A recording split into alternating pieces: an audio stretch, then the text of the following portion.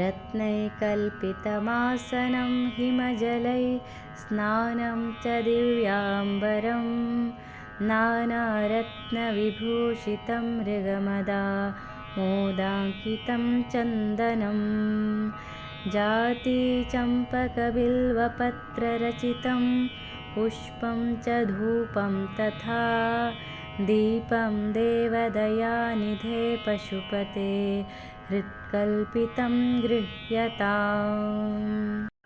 सौवर्णे नवरत्नखण्डरचिते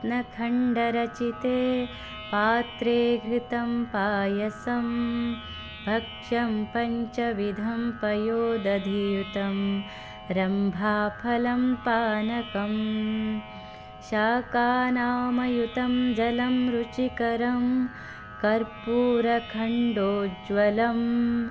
ताम्बूलं मनसा मया विरचितं भक्त्या प्रभो स्वीकुरु। छत्रं चामरयोर्युगं व्यजनकं चादशकं निर्मलं वीणाभेरिमृदङ्गकाहलकला गीतं च नृत्यं तथा साष्टाङ्गं प्रणतिः स्तुतिर्बहुविधा एतत्समस्तं मया सङ्कल्पेन समर्पितं तव विभो पूजाग्रहाण प्रभो। आत्मा त्वं गिरिजामतिः सहचरा प्राणाशरीरं गृहं पूजा ते विषयोपभोगरचना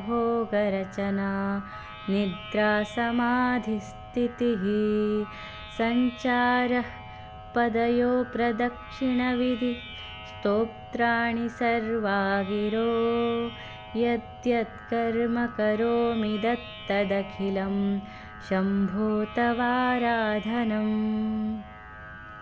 करचरणकृतं वा कायजं कर्मजं वा श्रवणनयनजं वा मानसं वा पराधं विहितमविहितं वा सर्वमेतत्क्षमस्व।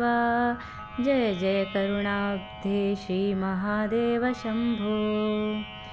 इति श्रीमच्छङ्कराचार्यविरचित शिवमानसपूजास्तोत्रं सम्पूर्णम्।